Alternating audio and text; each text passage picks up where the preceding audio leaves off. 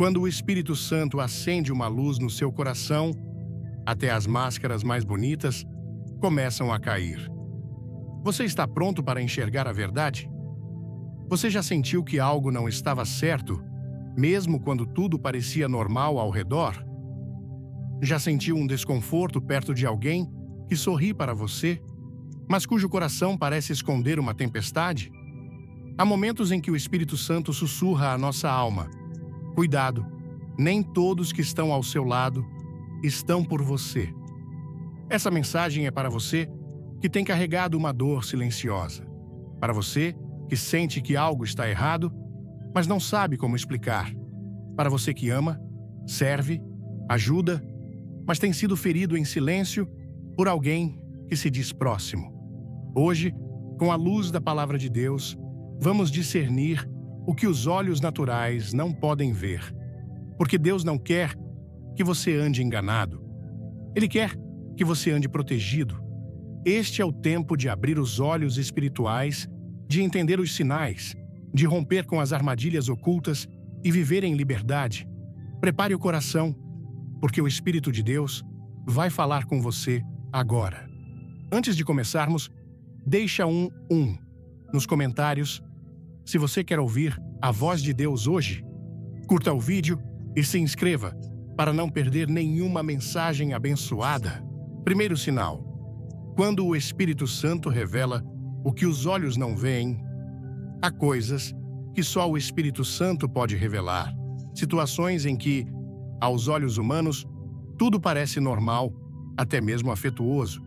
Mas por trás do sorriso, da companhia constante, há um espírito de engano, uma ausência de amor verdadeiro. O discernimento espiritual não é o mesmo que desconfiança. A desconfiança nasce da dor humana. O discernimento da presença de Deus. Quando somos cheios do Espírito, começamos a enxergar com os olhos do alto. E aquilo que estava escondido começa a se tornar claro como a luz do dia. Não é raro que aqueles que mais nos ferem sejam justamente os que estão mais próximos. Pessoas que caminham ao nosso lado, que conhecem nossa história, nossas fraquezas, nossos sonhos e usam isso contra nós. O inimigo sabe que um ataque vindo de longe pode ser facilmente evitado, mas o que vem de dentro, de quem deveria nos proteger, tem mais força para abalar. É por isso que o diabo, sendo astuto, planta sementes de divisão e rancor justamente entre os relacionamentos mais próximos. Ele usa pessoas como ferramentas e, às vezes, essas pessoas nem percebem que estão sendo influenciadas. O primeiro sinal de que alguém próximo pode estar abrigando sentimentos de ódio disfarçados é essa contradição silenciosa. A presença constante, mas uma ausência verdadeira. A pessoa está sempre ali, conversa, manda mensagens, se aproxima, participa da sua vida, mas ao mesmo tempo existe um vazio emocional, uma frieza oculta, falta empatia, falta entrega sincera. Você percebe que algo não encaixa, mas não consegue explicar. É como um abraço que não aquece, uma presença que não conforta, um olhar que parece atravessar você sem enxergar. Esse tipo de relação não fortalece, não edifica. Ela apenas consome. Há pessoas que se aproximam não porque te amam, mas porque desejam controlar, vigiar ou até mesmo competir. Se essa mensagem tocar seu coração, comenta amém e compartilha com quem precisa. Fique até o final. Tem uma surpresa que vai te impactar. Estão próximas apenas para manter vigilância sobre a sua vida, para se alimentar das suas vulnerabilidades ou, em alguns casos, para manter uma aparência social. Mas quando você mais precisa de apoio, essas pessoas desaparecem em afeto, mesmo que permaneçam fisicamente ao seu lado. Na Palavra de Deus, temos um exemplo claro e doloroso disso. Judas Iscariotes caminhou com Jesus, viu milagres com os próprios olhos, ouviu a verdade diretamente da boca do Salvador, compartilhou da comunhão do pão, dos momentos mais íntimos, e ainda assim, seu coração estava longe. Judas é o retrato de quem mantém a aparência de lealdade, mas carrega dentro de si um espírito de traição. O texto em Lucas, capítulo 22, versículos 47 e 48, revela o momento em que Judas se aproxima de Jesus com um beijo, o gesto máximo de afeição entre amigos. E estando ele ainda a falar, eis que chegou uma multidão, e o que se chamava Judas, um dos 12, ia adiante deles e chegou-se a Jesus para o beijar. E Jesus lhe disse: Judas, com um beijo, traz o Filho do Homem. Veja a profundidade disso. Judas não apenas traz Jesus, ele o faz com um beijo. Isso nos mostra que o ódio escondido nem sempre vem com palavras duras ou atitudes violentas. Às vezes, ele se manifesta por meio de gestos de carinho falsificados, de companheirismo superficial, de envolvimento mascarado. A arma do traidor é o disfarce. Há pessoas que nos cercam não porque nos admiram, mas porque desejam estar perto o suficiente para conhecer nossos pontos fracos. E quando chega a hora certa, a hora da ferida, da queda, da traição, elas se tornam instrumentos de destruição. Judas permaneceu perto de Jesus até o fim, mas nunca se rendeu de verdade à verdade que ele pregava. Nunca permitiu que seu coração fosse transformado. E é isso que diferencia um amigo verdadeiro de um traidor silencioso: o coração. Quando o Espírito Santo habita em nós, ele começa a soprar verdades dentro da alma. Às vezes, sentimos um desconforto que não conseguimos explicar, uma inquietação diante de alguém que aparentemente não fez nada contra nós, mas há algo no espírito dessa pessoa que não se alinha com o nosso. É aí que entra o discernimento espiritual. Deus começa a mostrar que há presença, mas não há amor. Que há palavras, mas não há verdade. Que há companhia, mas não há comunhão. E por que Deus revela isso? Para que sejamos duros ou julgadores? Não. Deus revela para proteger. Ele quer nos guardar de alianças tóxicas, de dependências emocionais destrutivas, de vínculos que minam nossa fé e roubam nossa paz. O discernimento não é para levantar muros de orgulho, mas para levantar muros de proteção espiritual. Quem anda com o Espírito não pode ser ingênuo. É preciso saber quem caminha ao nosso lado com sinceridade e quem apenas nos tolera por conveniência. A ausência verdadeira se percebe com o tempo. São as atitudes pequenas, os olhares desviados, os silêncios desconfortáveis, a falta de celebração nos seus momentos de vitória. Quando você está triste, essa pessoa não consola. Quando está feliz, ela não se alegra. Quando está fraco, ela não fortalece, mas está sempre ali, sempre presente, sempre controlando, sempre se fazendo notar, mas nunca se doando, nunca se entregando de verdade. Esse tipo de relacionamento adoece a alma, e o Espírito Santo, em sua infinita sabedoria e misericórdia, começa a abrir nossos olhos para isso, começa a nos dar coragem para nos afastar, para orar com mais intensidade, para silenciar diante de provocações, para discernir atitudes e palavras que antes passavam despercebidas. Quer sentir o Espírito Santo falando com você? Deixa um like, se inscreva e vem com a gente até o final. Tem algo especial te esperando. É doloroso perceber que alguém próximo carrega dentro de si um sentimento contrário ao amor, mas é libertador quando essa verdade é revelada por Deus. Porque a partir daí, podemos agir com sabedoria, podemos orar com mais direção, podemos perdoar sem sermos cúmplices, podemos amar sem nos expor ao veneno. O discernimento espiritual é uma armadura invisível. Ele não evita o ataque, mas impede que ele nos destrua. O Espírito Santo não nos foi dado apenas para nos consolar, mas também para nos conduzir à verdade. E a verdade, mesmo quando dói, é o único caminho para a liberdade. Quando aprendemos a reconhecer a presença constante, mas emocionalmente ausente, somos libertos da ilusão e protegidos pela luz da revelação. E essa luz continuará a iluminar o caminho, porque quem anda com Deus não anda em trevas. Segundo sinal, o silêncio que esconde a inveja. Quando as vitórias chegam em nossas vidas, é natural desejarmos compartilhar essa alegria com as pessoas que amamos e que estão ao nosso redor. Mas há um silêncio que muitas vezes surge em momentos que deveriam ser de celebração. Esse silêncio não é um silêncio de paz, mas de um desconforto sutil, de uma ausência de alegria genuína. Ao conquistar algo importante, algo que foi concedido por Deus, esperamos que aqueles que estão próximos a nós se alegrem conosco, compartilhem da nossa felicidade e nos apoiem. No entanto, quando nos deparamos com a indiferença, ou até mesmo com um sorriso forçado, uma sensação de desconforto toma conta do coração. Este é o segundo sinal de que alguém pode estar nutrindo sentimentos de ódio em segredo. A falta de alegria genuína diante das nossas conquistas. O sorriso é superficial. Os olhos não brilham. E a emoção que deveria ser compartilhada não está presente.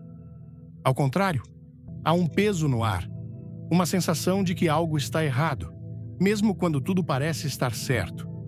O que poderia ser um momento de celebração se torna um momento de desconforto.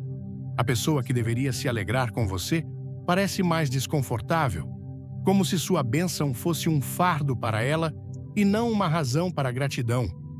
Esse comportamento é frequentemente resultado da inveja.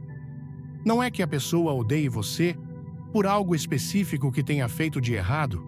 Na verdade, pode até ser que ela te admire por muitas qualidades, mas o que ela não suporta é o fato de Deus ter te abençoado de maneira visível, quando talvez ela mesma sinta que não recebeu a mesma graça. A inveja, portanto, não nasce do que você fez, mas do que Deus fez por você. A inveja, esse sentimento corrosivo, é um dos maiores inimigos da alma. Ela não se manifesta apenas no desejo de ter o que o outro tem, mas na tristeza, na decepção e até no desprezo disfarçado de uma falsa amizade. Quando alguém é invejoso, ele não pode celebrar suas vitórias, porque o que vê é apenas o que ele não tem, o que ele não conquistou, o que ele não recebeu. E assim, ele se fecha, se endurece e começa a carregar dentro de si o veneno do ódio. Se você acredita no poder da fé, comenta "Eu creio agora". Curta, se inscreva e não pule o final, porque Deus reservou algo incrível para você. O mais triste é que esse veneno é muitas vezes camuflado de palavras e gestos amáveis, mas a ausência de genuína alegria entrega o que está escondido no coração. Este cenário não é novo. Na verdade, é uma história que remonta aos primeiros capítulos da Bíblia, quando o pecado entrou no mundo. A história de Caim e Abel. Em Gênesis, capítulo 4, versículos 3 a 8, lemos: "E aconteceu ao cabo de dias que Caim trouxe do fruto da terra uma oferta ao Senhor, e Abel também trouxe dos primogênitos, das suas ovelhas e da sua gordura. E atentou o Senhor para Abel e para a sua oferta, mas para Caim e para a sua oferta não atentou. E irou-se Caim fortemente, e descaiu-lhe o semblante. E o Senhor disse a Caim: Por que te iraste? E por que descaiu o teu semblante? Se bem fizeres, não haverá aceitação para ti? E se não fizeres bem, o pecado jaz à porta.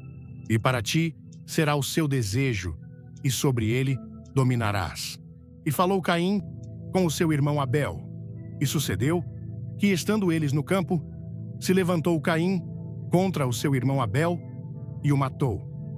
Abel, o irmão mais novo de Caim, ofereceu sacrifícios a Deus com um coração verdadeiro.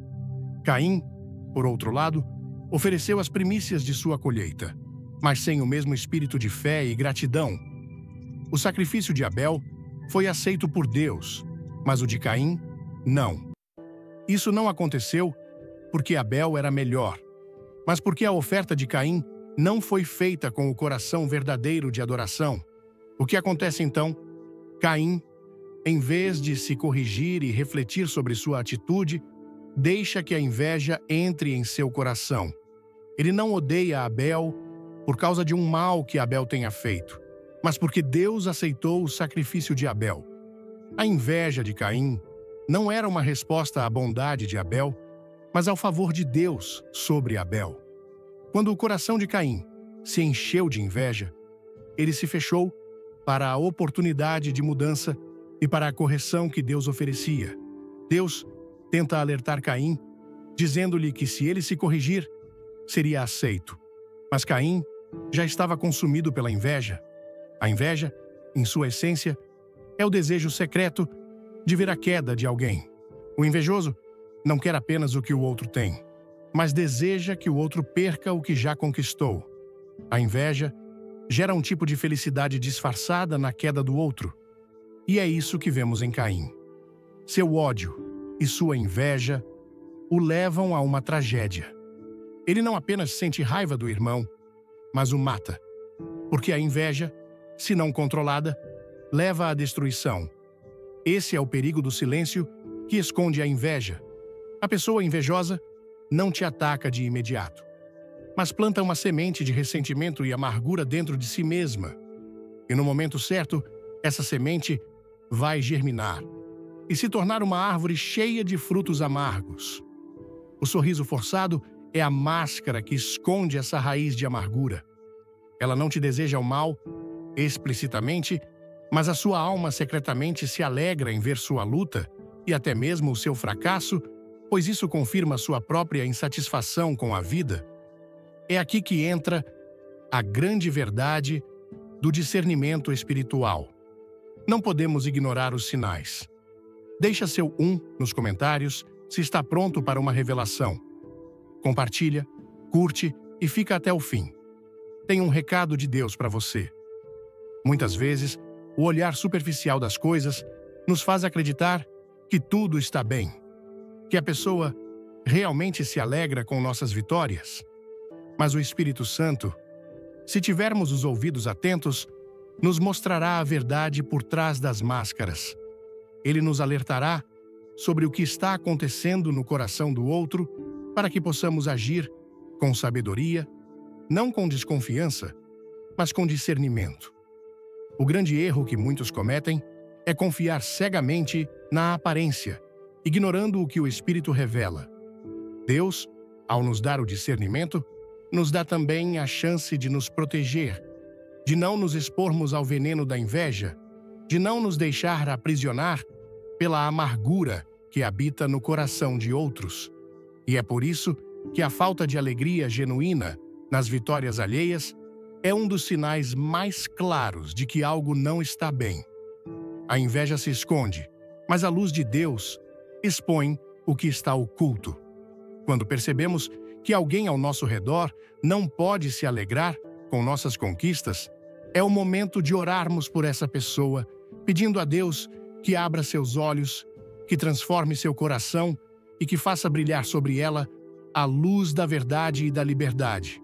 Porque, acima de tudo, o amor de Deus é maior que a inveja. O perdão de Deus é mais forte que o ódio.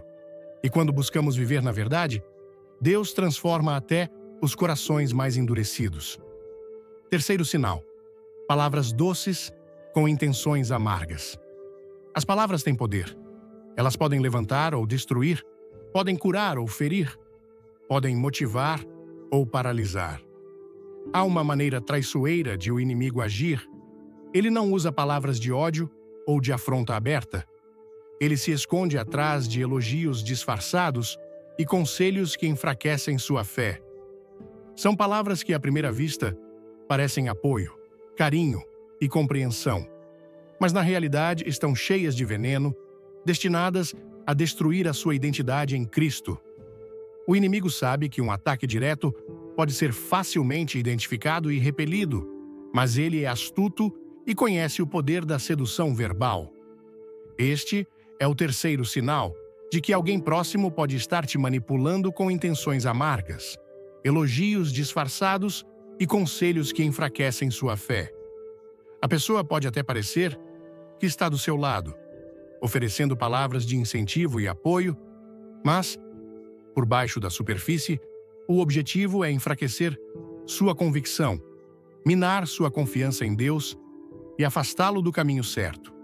Esses elogios são como uma armadilha bem montada, feitas para desviar você da verdade e do propósito que Deus tem para a sua vida. As palavras de uma pessoa podem ser tão envolventes que nos sentimos seguros, como se estivessem nos incentivando a crescer ou a alcançar novos horizontes. Mas em vez disso, essas palavras começam a criar insegurança. Elas abrem brechas na nossa fé. As críticas camufladas de sugestões, os elogios feitos com uma ênfase estranha, são armas que o inimigo usa para nos fazer duvidar de quem somos em Cristo, para fazer com que percamos a nossa confiança no poder de Deus para nos conduzir. O que parece ser um carinho é, na verdade, uma tentativa de desviar o nosso olhar de Deus para as nossas próprias limitações. Esse tipo de comportamento é insidioso, porque as palavras não são necessariamente falsas. Elas podem ser parciais ou mal interpretadas, mas o propósito delas, por trás da forma doce e sedutora, é minar o nosso foco em Cristo. Um exemplo claro disso encontramos na história de Dalila e Sansão, registrada em Juízes, capítulo 16, versículos 15 a 17. Então ela lhe disse: "Como podes dizer, 'Eu te amo', quando o teu coração não está comigo? Já 3 vezes zombaste de mim e ainda não me declaraste em que consiste a tua grande força?" E sucedeu que, importunando-o ela todos os dias com suas palavras e molestando-o, a sua alma se angustiou até a morte e descobriu-lhe todo o seu coração. Dalila, uma mulher aparentemente apaixonada e afetuosa, usou de carinho e amor para enganar Sansão, o homem de grande força física, para que ela pudesse descobrir o segredo de sua força. E não foi por falta de amor verdadeiro que Dalila agiu assim. Ela o fez para agradar aos filisteus, em troca de uma recompensa, mas o que ela mais desejava era destruir a força de Sansão. Dalila começou a tentar arrancar de Sansão o segredo de sua força com palavras doces e carinhosas. Ela dizia: "Como você me diz que me ama se o seu coração não está comigo? Como você pode dizer que me ama e não me conta o segredo da sua força?" E Sansão, desarmado pela doçura de suas palavras e pela falsa afabilidade de Dalila, revelou seu segredo. Essa história nos mostra o poder das palavras carregadas de afeto e a forma como o inimigo pode usar um relacionamento de confiança para nos destruir. Dalila não usou um grito de raiva, não usou ameaças, mas palavras cheias de mel. Ela sabia que se conseguisse arrancar um segredo de Sansão, ela teria controle sobre ele, e então ele perderia sua força.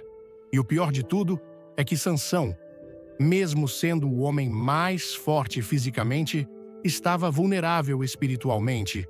Ele não percebeu que o que parecia ser um amor verdadeiro de Dalila era, na realidade, uma armadilha disfarçada.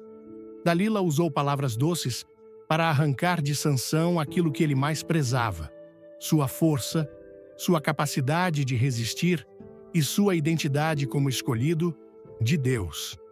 O que o inimigo fez com Sansão, ele tenta fazer conosco todos os dias. Usa elogios e conselhos disfarçados para que percamos nossa força espiritual, para que não resistamos aos ataques, para que duvidemos da nossa identidade em Cristo e da força que Ele nos deu. O que é dito de forma carinhosa pode ser a chave para a destruição, se não estivermos atentos ao Espírito por trás das palavras. Às vezes, o inimigo fala para a nossa mente por meio de pessoas que nos cercam, dizendo o que acham que queremos ouvir, falando aquilo que nos tranquiliza, que nos dá uma sensação de conforto. Mas, na realidade, essas palavras muitas vezes estão tentando nos fazer tomar decisões que não estão alinhadas com o plano de Deus para nós. Ele tenta nos afastar do foco, nos desviar do caminho da verdade e da vida. É por isso que devemos aprender a perceber o espírito que está por trás das palavras, mesmo quando elas parecem carinhosas e bem-intencionadas. Não se trata apenas do que é dito, mas de como aquilo nos afeta espiritualmente. Se as palavras de alguém não nos ajudam a crescer em fé, se não nos trazem confiança em Deus, se não nos motivam a fazer a vontade de Deus, então devemos estar alerta. A palavra de Deus nos ensina a guardar o nosso coração, pois ele é a fonte da vida. Em Provérbios, capítulo 4, versículo 23, está escrito: sobre tudo o que se deve guardar, guarda o teu coração, porque dele procedem as fontes da vida. O coração é a sede das nossas emoções, pensamentos e decisões, e por isso precisamos protegê-lo de todo tipo de influência que nos leve para longe de Deus. Precisamos filtrar as palavras que ouvimos, comparando-as com a verdade de Deus, para não sermos enganados. É também por isso que o Espírito Santo, em sua infinita sabedoria, nos dá discernimento. Ele nos ensina a ver além da superfície. Ele nos dá sensibilidade para perceber quando uma palavra, por mais doce que seja, está tentando nos afastar daquilo que Deus tem para nós. O discernimento espiritual nos permite perceber o espírito de Dalila por trás das palavras de afeto e nos impede de cair na armadilha de um conselho que parece bom, mas que, na verdade, está nos afastando do caminho da verdade. Devemos sempre pedir a Deus por sabedoria e discernimento em nossos relacionamentos. Quando alguém se aproxima de nós com palavras doces, mas que de alguma forma nos fazem questionar nossa fé ou nos afastam da verdade de Cristo, devemos orar e buscar a direção de Deus. Ele nos guiará e nos mostrará a verdade, para que não sejamos enganados pelas intenções amargas disfarçadas de elogios.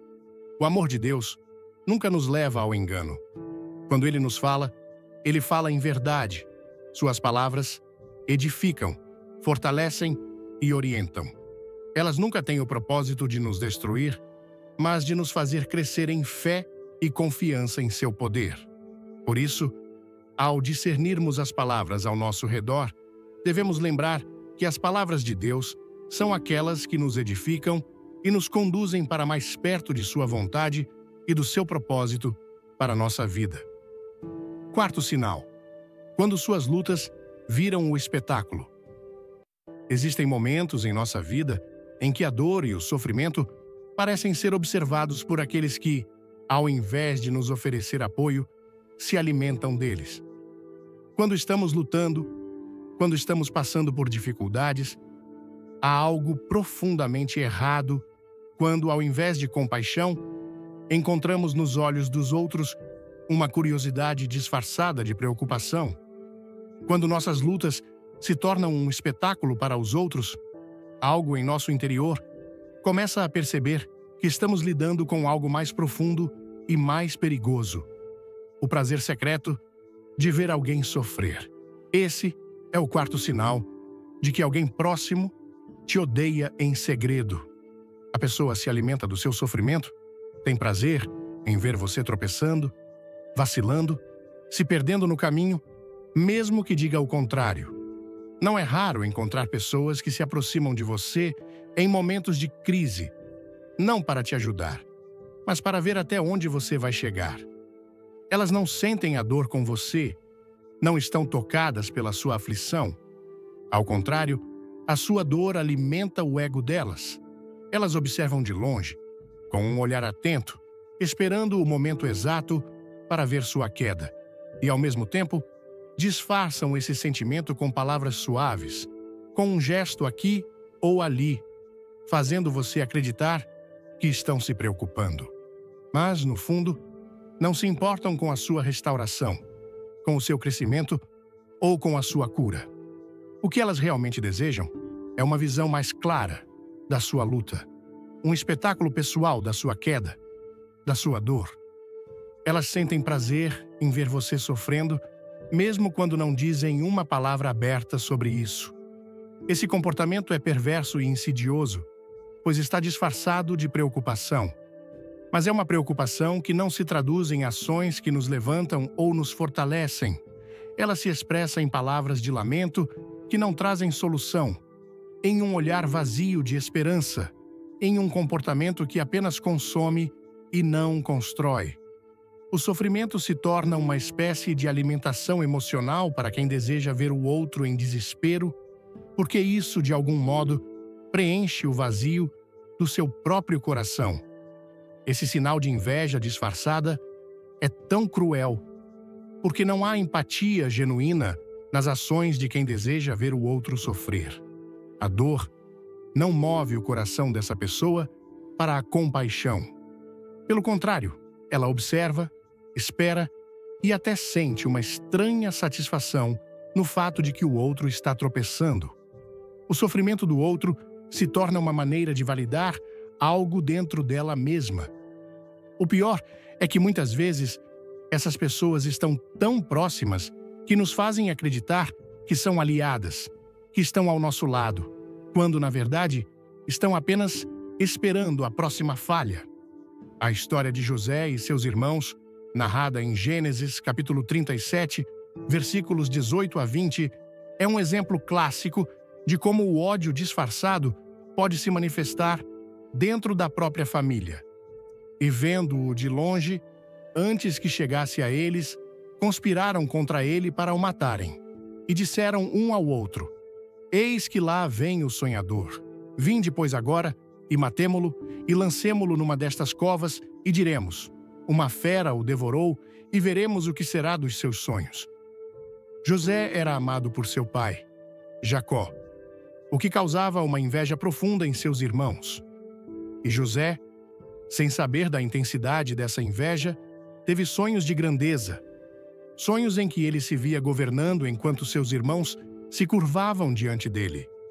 Esses sonhos, em vez de inspirar alegria ou encorajamento, apenas alimentaram o ódio que seus irmãos sentiam por ele.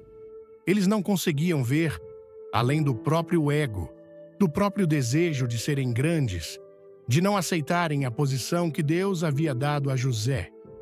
Quando José foi enviado por seu pai para ver como seus irmãos estavam no campo, eles o avistaram de longe. Quando perceberam que era ele, começaram a planejar sua queda. O ódio que sentiam por ele não era apenas pela sua posição como favorito de Jacó, mas também por seus sonhos.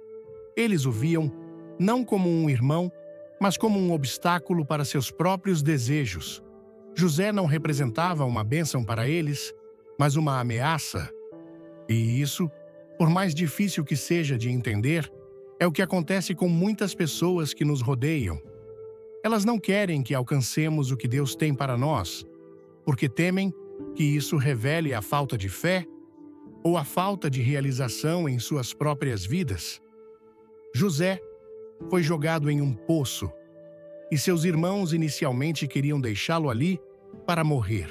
Quando finalmente decidiram vendê-lo como escravo, estavam aliviados, não por terem feito algo bom, mas porque sentiam que a dor de José, sua separação da família, sua perda de status, era a sua forma de justiça. Eles se alimentaram de seu sofrimento, não viam um irmão em necessidade, mas alguém que precisava ser punido por algo que, aos olhos deles, José não merecia. E o que mais marca essa história é o fato de que José não fez nada de errado. Seus irmãos o odiavam, não por sua culpa, mas porque suas próprias almas estavam tão carregadas de inveja e ódio que não conseguiam lidar com o favor de Deus sobre a vida de José. Essa história dolorosa e impactante nos mostra que as pessoas que alimentam o ódio em segredo, muitas vezes, estão dentro do nosso círculo de intimidade. Eles não precisam ser estranhos para nos prejudicar. Às vezes, Os piores traidores não são aqueles que estão à distância, mas os que compartilham da nossa vida cotidiana. Eles nos observam nosso sofrimento e, ao invés de nos ajudar a nos levantar, apenas aguardam para ver até onde nossa resistência vai. Esses são os irmãos de José da vida real. Pessoas que, por motivos internos, por questões não resolvidas no coração, não suportam o nosso crescimento. Elas não querem nos ver prosperar, porque isso as confronta com suas próprias fraquezas ou falta de fé. José, por sua vez, nos ensina uma grande lição. Apesar do sofrimento, ele não se permitiu ser consumido pela amargura. Ele poderia ter se deixado consumir pela dor de ser traído. Mas, ao contrário, ele se manteve firme em sua fé, confiando que Deus estava com ele. Cada dificuldade que enfrentou foi uma oportunidade de crescimento espiritual. E, ao final, quando seus irmãos se encontraram com ele em uma posição de poder, ele pôde demonstrar perdão e compaixão, pois sabia que sua jornada não era sobre vingança, mas sobre cumprir o propósito de Deus. Da mesma forma, quando alguém ao nosso redor se alimenta do nosso sofrimento, precisamos lembrar que não somos definidos pela dor, nem pelo ódio de outros. Somos definidos pela graça e pelo propósito de Deus. Ele permite que enfrentemos dificuldades, mas sempre com um propósito maior: nos moldar para a sua glória e fortalecer a nossa confiança nele. Quando as pessoas nos observam em sofrimento, que elas vejam nossa fé em Deus, nossa confiança em seu plano soberano e não nossa derrota. Quinto sinal, a crítica constante disfarçada de sinceridade. A crítica é uma ferramenta poderosa que pode ser usada tanto para edificar como para destruir.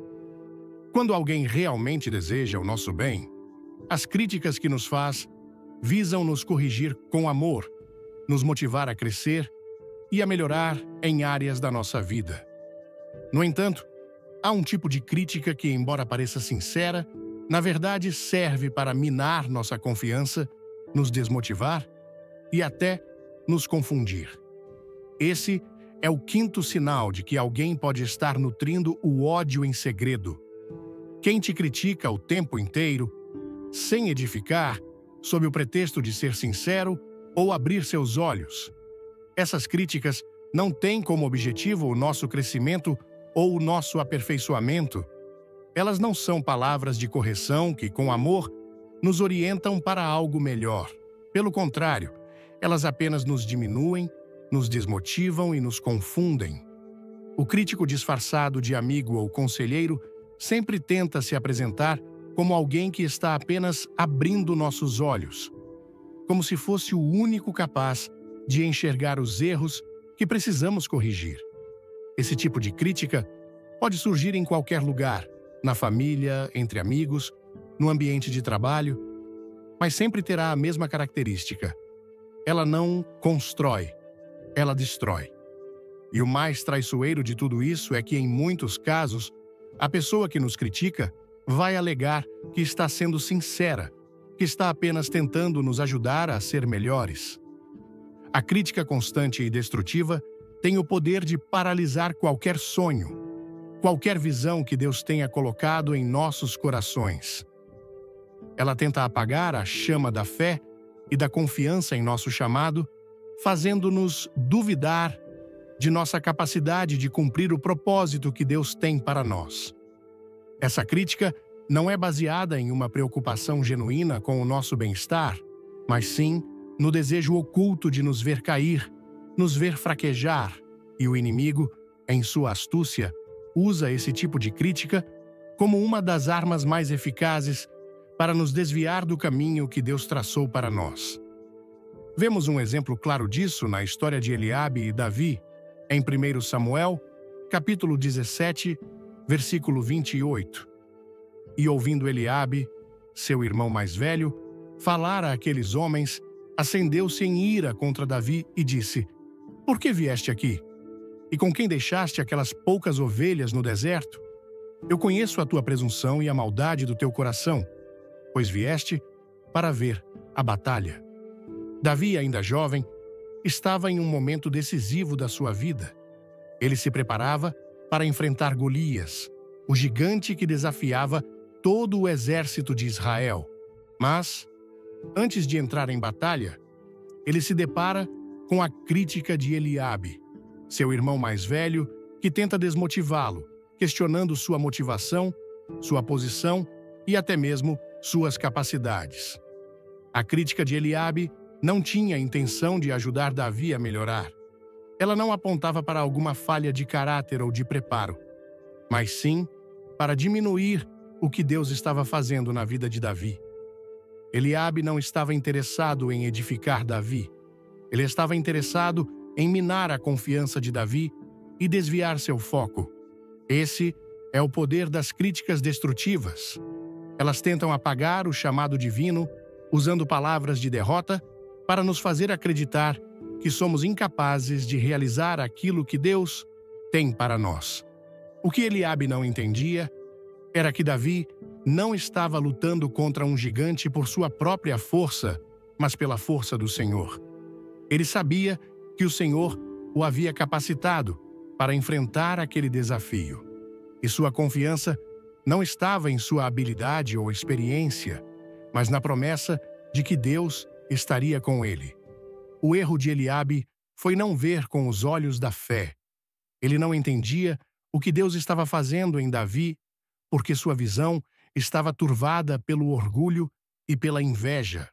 Eliabe se sentia ameaçado pela fé de Davi, porque Davi estava disposto a enfrentar o impossível, enquanto ele, Eliabe, estava paralisado pelo medo.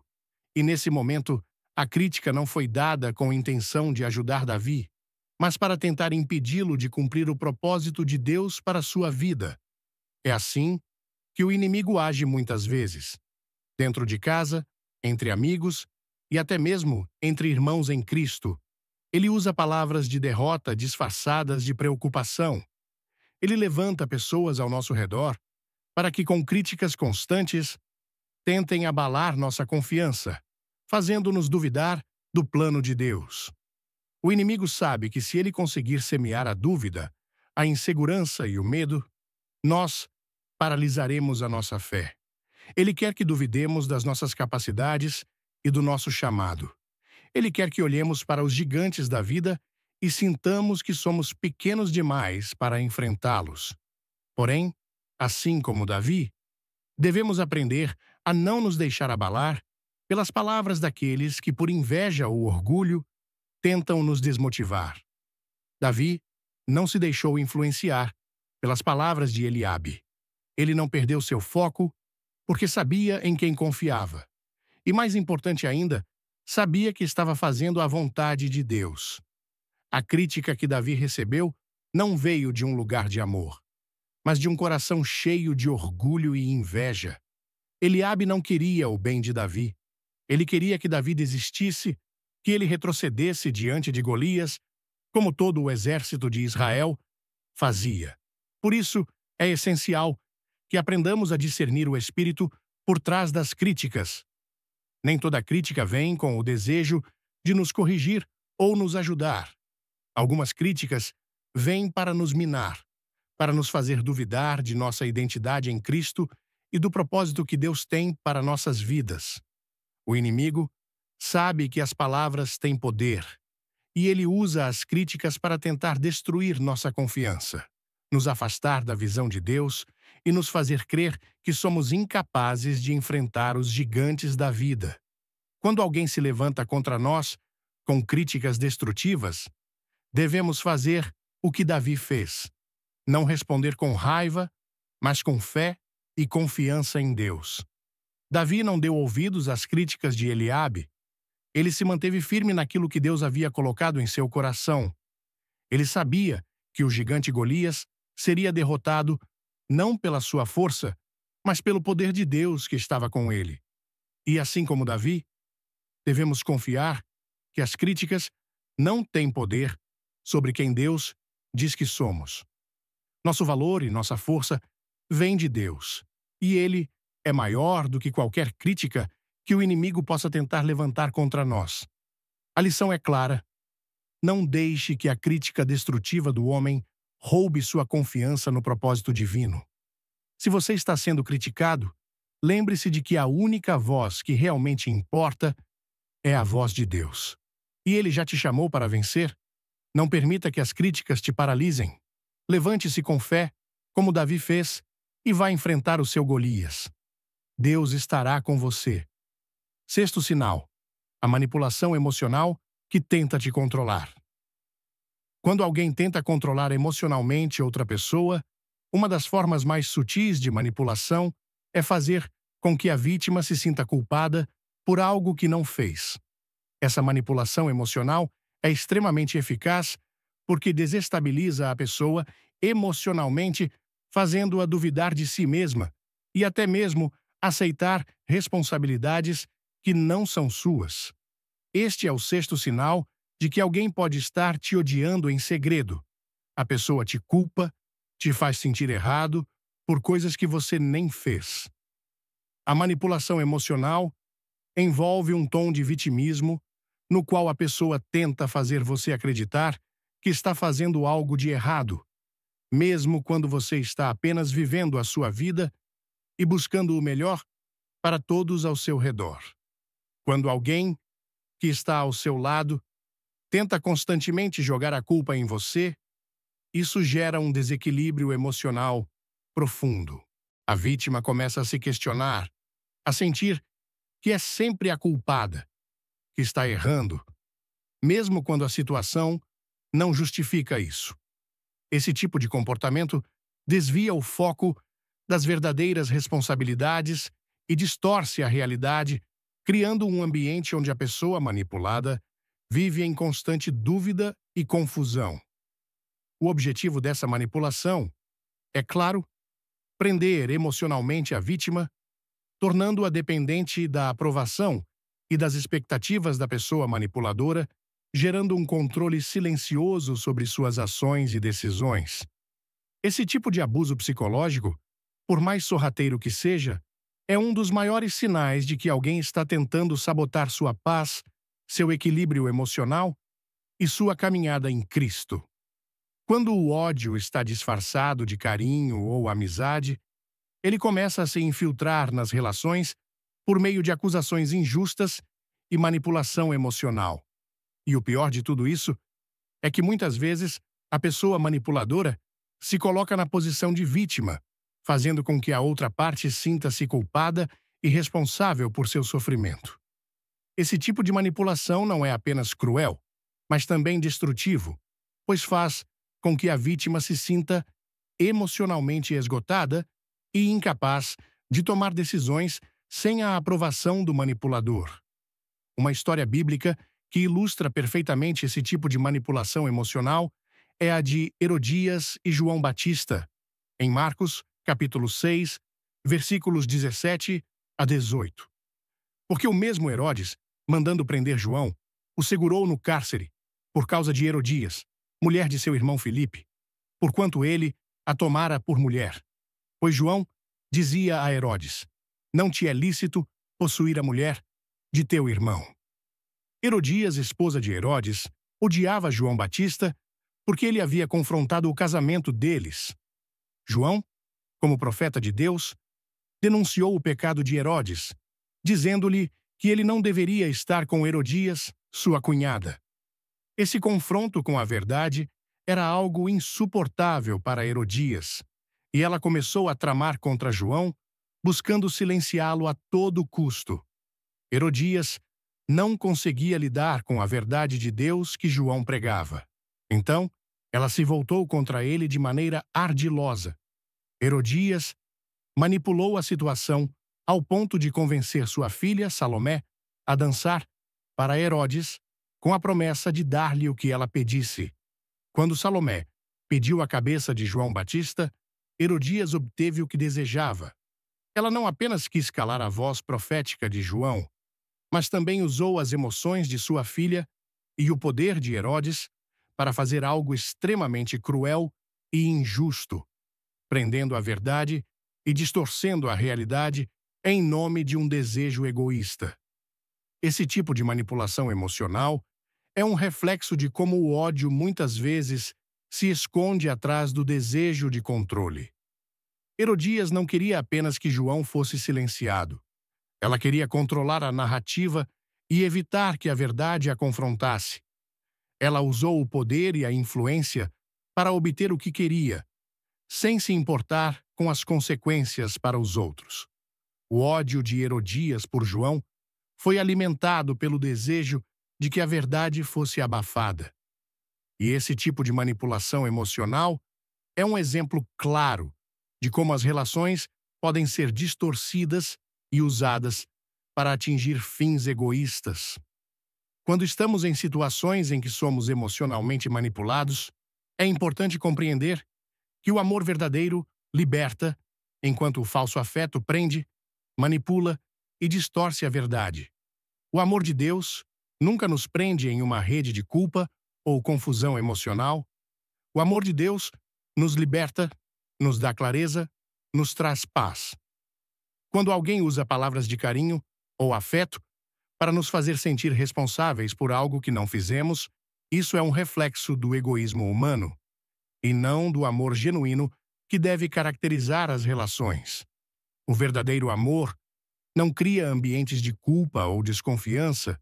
Pelo contrário, ele oferece suporte, orientação e correção, com o objetivo de edificar, de fortalecer e de promover o crescimento mútuo. Quando o amor é distorcido e usado para manipulação, ele se torna uma armadilha emocional que impede a pessoa de viver com liberdade. O amor, manipulado por interesses egoístas, cria um vínculo de controle, fazendo com que a pessoa manipulada viva em constante medo e insegurança. Em vez de ter paz, ela sente constantemente que precisa agradar, que precisa justificar suas ações e até mesmo sua própria existência para manter a paz na relação. O falso afeto, portanto, visa criar um ciclo vicioso de dependência emocional, onde a pessoa manipulada se vê refém das emoções da outra pessoa.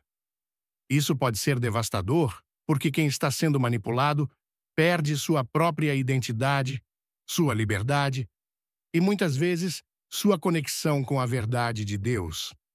A culpa é imposta como uma arma, e a pessoa manipulada começa a acreditar que precisa carregar o fardo de outras pessoas, mesmo quando o problema não é dela.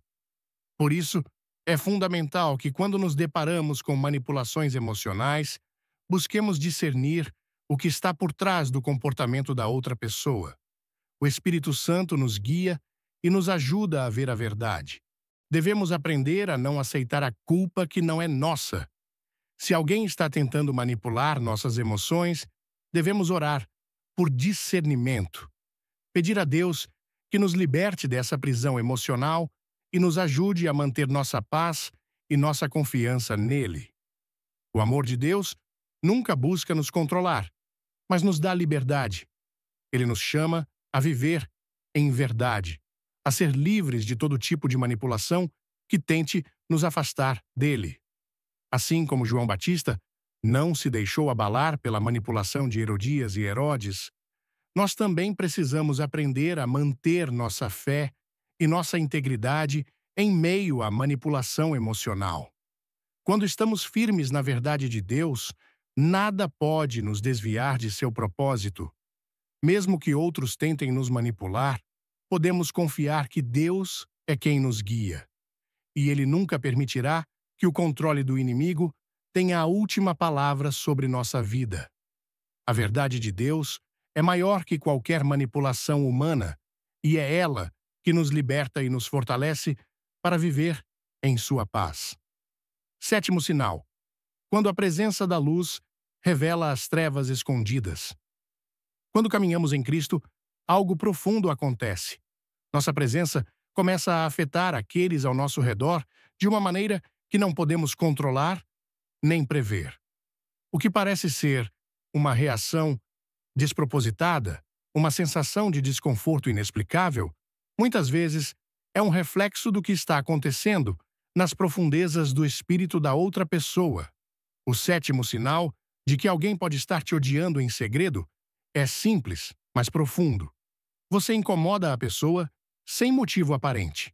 Sua paz, sua serenidade, sua confiança em Deus geram reações negativas. E não é porque você fez algo de errado, é justamente o oposto. A luz que você carrega em Cristo está revelando as trevas que ela preferia manter escondidas. Isso acontece porque a luz de Cristo em você não pode ser ignorada. Ela brilha onde há escuridão. E quem ainda se apega às trevas não pode se aproximar da luz sem se sentir desconfortável, sem ser confrontado. Como diz João, capítulo 3, versículo 20. Porque todo aquele que faz o mal aborrece a luz e não vem para a luz, para que as suas obras não sejam reprovadas. Esse versículo revela uma verdade clara sobre as reações de pessoas que ainda estão presas ao pecado e à escuridão. Elas não querem que sua verdadeira natureza seja vista. Elas não querem ser confrontadas pela pureza de Cristo que brilha através de você. E, portanto, sua presença começa a incomodá-las, mesmo que você não tenha dito uma palavra.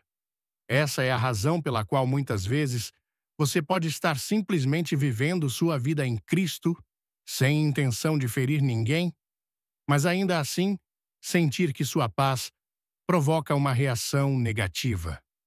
Isso não é um reflexo de sua falha ou culpa, mas é um reflexo do que a sua presença espiritual está fazendo naquele ambiente. Quando você anda com Deus e sua luz está em você, essa luz começa a expor o que está escondido nas sombras do coração dos outros. Aqueles que ainda estão nas trevas, aqueles que se recusam a deixar o pecado, podem se sentir ameaçados pela sua simples presença, porque você é um lembrete constante de que há uma outra maneira de viver, uma maneira que não se conforma com o mal, mas que caminha na verdade de Cristo. Esse confronto não acontece porque você está acusando alguém ou apontando dedos. Não é porque você está fazendo algo de errado. Pelo contrário, é a luz de Cristo em você que está expondo o que os outros preferem esconder. Quando alguém rejeita a luz, isso não diz respeito a você. A verdade que você carrega incomoda. Não porque você está tentando incomodar, mas porque a verdade de Cristo incomoda o mal. O mal não quer ser exposto, não quer ser confrontado. E as pessoas que ainda estão aprisionadas a ele, muitas vezes reagem com hostilidade ou resistência. Por mais que sua presença seja de paz, a paz de Cristo muitas vezes gera uma luta interna nas pessoas que ainda se apegam às trevas. Isso acontece em ambientes familiares, no trabalho, entre amigos e até mesmo dentro da igreja. Muitas vezes, vemos pessoas se afastando ou reagindo negativamente, não porque fizemos algo errado, mas porque estamos refletindo a verdade de Cristo em nós. Sua paz, sua fé inabalável, sua confiança em Deus são como luzes brilhantes em um ambiente escuro. E, como a luz expõe as trevas, algumas pessoas não querem que as trevas sejam expostas. Elas não querem que seus pecados, suas falhas, suas motivações egoístas ou suas mentiras sejam vistas. O que para você é simplesmente viver na verdade de Cristo, para elas pode ser um desconforto profundo, pois isso as faz confrontar algo que preferem manter escondido. Esse fenômeno espiritual está relacionado diretamente ao discernimento espiritual que Deus nos dá. Muitas vezes, o Espírito Santo nos revela essas situações para que não sejamos cegos espiritualmente. Não se trata de condenar ou julgar o outro, mas de perceber as intenções espirituais por trás de cada interação, para que possamos agir com sabedoria, com amor, mas também com firmeza em nossa fé. O discernimento não nos faz temer os outros, mas nos protege, nos orienta e nos dá a capacidade de reagir com discernimento diante das adversidades. A verdade que temos em Cristo É a verdade que nos liberta. E essa liberdade, muitas vezes, se torna uma fonte de resistência para aqueles que ainda não aceitaram essa verdade. Como Jesus, que foi traído por Judas, alguém que estava ao seu lado, não é vergonha perceber que alguém próximo te odeia em segredo. A vergonha está em ignorar os sinais que o Espírito Santo está nos revelando. Não podemos ser cegos espiritualmente.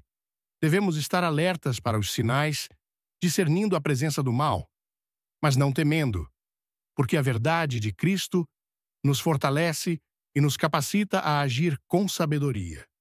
O chamado de Cristo para nós não é apenas para amar, mas para amar com os olhos bem abertos. Jesus não ignorava o mal.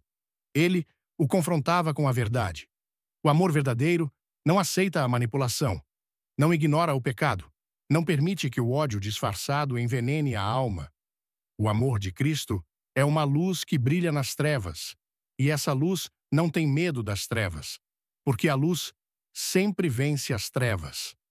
Ao seguir a Cristo, estamos sendo chamados não apenas a amar de maneira passiva, mas a amar com discernimento, com coragem, para confrontar as mentiras e os enganos que o inimigo tenta espalhar. Devemos, portanto, caminhar com os olhos abertos para as intenções espirituais ao nosso redor. Não devemos cair na ilusão de que todos ao nosso redor são amigos ou que todos compartilham a mesma verdade.